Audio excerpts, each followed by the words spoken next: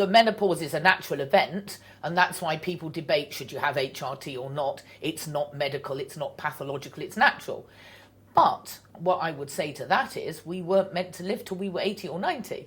Anthropologists tell me you're meant to die when you're no longer producing. So in other mammalian species, that's what happens. We live 40 or 50 years after our ovaries pack up. The average age of menopause is 51. Lack of estrogen has a profound effect on a number of organs from the body, from the pelvis and prolapse, right through to the heart and cholesterol and bones. So it has health effects.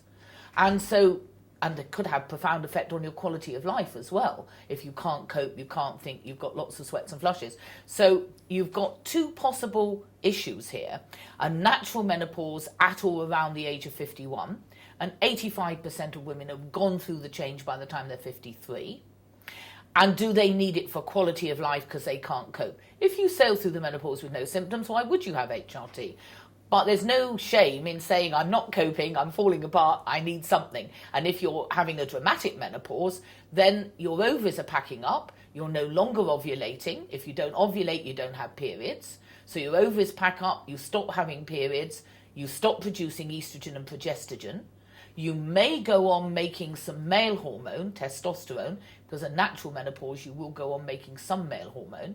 If you have a surgical menopause, if your ovaries are removed, say at the time of hysterectomy, if you have an operation, they take out the womb and the ovaries, then you're not even making any male hormone. And that can also add not just to problems like libido and sex drive, it can add to a general lethargy and tiredness. It's what we call androgen deficiency syndrome, which tends to get forgotten. So there's natural menopause, there's surgical menopause. And surgical menopause, you lose everything, and you lose it very dramatically. You go into theatre with estrogen, you come out with none. Your levels drop like a stone in a couple of hours. So your bone loss is accelerated, your cholesterol levels go up more quickly, you get drenched in sweats and flushes before you even leave hospital. A natural menopause is a slower process. The ovaries wind down gradually over a few years, and you begin to compensate and get used to the symptoms. Sweats often fade after a time, if you can cope with them.